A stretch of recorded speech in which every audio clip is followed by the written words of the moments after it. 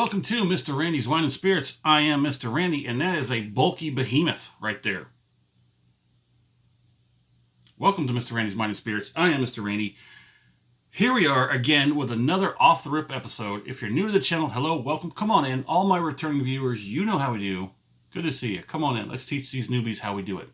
So here we are, episode 1, off the rip. So let's get the rundown real quick for all the new guys or gals in the audience. 3-part series Mr. Randy does when he's doing a whiskey, wine, libation review, what have you. Part 1, episode 1, off the rip. Get it home, crack it open, pour it in a glass, have a taste, share my first impressions with you, because first impressions, what? Yes. Yes, always matter. They always matter. Part 2, going to be down here-ish. Might be somewhere in this area. Can't promise you much more anything than that. We're going to do a full review. We're going to leave whatever's left in the bottle enough time and space to see if it opens up. For better or for worse, it is what it is. I go on the internet, I know, Wild Wild West, and I get as much information or as little, and I come back, hopefully, in a time frame of 10 minutes or less, and share it all with you. Part 3, all the way down here, called the final pour, thusly named the final pour. Pour that into the glass, compare it to the first pour, which we're going to do right now, and compare it to everything in between. Mr. Randy has had 2 other versions of the 4 Roses. I'm going to give you a little bottle tour real quick. Sorry about that. 4 Roses. The story behind that is a guy who had a love of his life, wanted to court her, took her to some kind of dance or cordial. He brought her a corsage made out of 4 roses. He so was enamored by this woman that he named his whiskey after the corsage. And that seems to be like the most memorable thing that made their relationship so memorable. Yeah. So it is a 40% alcohol by volume, which is 80 proof. It is a Kentucky Straight bourbon whiskey. This isn't the full review, I'm sorry, but I'm giving you a little more. Fresh pear, apple, gentle spice, all that great stuff. Distilled and aged, Lawrenceburg, Kentucky. All right, that is a big, heavy bottle.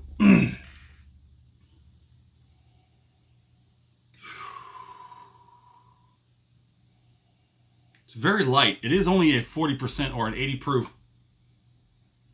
I have done the small batch and the small batch select. I originally was supposed to do the small batch select first and ended up with a small batch. I tasted the select first, went to purchase it, and I accidentally was given the other one, the regular small batch. This is very light. It's kind of got this weird sort of like sweetness, which is an inexpensive bourbon. As this was, I can't remember off the top of my head how much this was. It'll be on the full review, along with all the other things that are going to be descriptive of this bottle. The nose is relatively light. There's sweet caramel. The oakiness and all that stuff is kind of like a back seat, but it's there. It's really in there. So let's go ahead and get on the palate. 80 proofer. Let's go.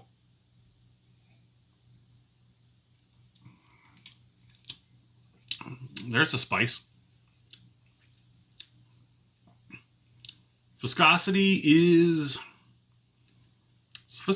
nice. You got some pretty good legs going on there. On the palate, let's get that second palate. That's where it all comes out in that second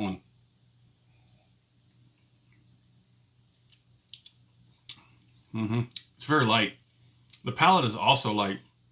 I get more spice in the palate, and that's predominantly what I'm getting is the spice.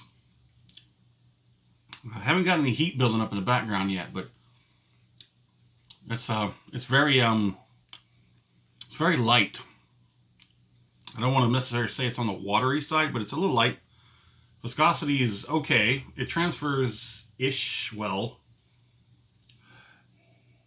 It's light on the nose. It's light on the palate. The spice doesn't come out until you get on the palate. Well, I guess we're just going to go ahead and move on to the finish.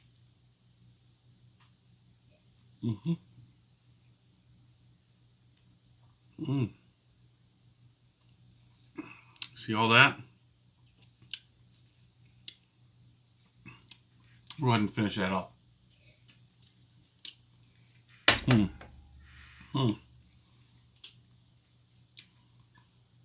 don't know. I got to admit, when I first went out and had the pour of the small batch select, fell in love with it. I said, that's what I want. When I went to buy it, I got the regular small batch. Knew immediately there was something different. Now, usually if you go to a bar or something and you have a pour, you might be getting a bottle that's been sitting up there for who knows how long. Now, it could have been up there long enough for that to turn. If a bottle is halfway or less, that's the danger zone. Right about here is where the danger zone. They say it's anywhere from 2 to 3 years up here. Around here it's around about 2 and dropping. Anything below that is months. Okay. Now, if you get something down past here and it's up there on the shelf at the bar, it's not going to be the best that it is. You're not going to get the best of that. And that's kind of what this is coming off. So the cheeks are where it's lingering the most right now. The heat did actually come through. It came in the final act, the very end of the final act, like the final scene basically. And it's very low. It's like a 1. It's like a nice, warm, mellow sort of deal going on. The cheeks is where it's resting right now.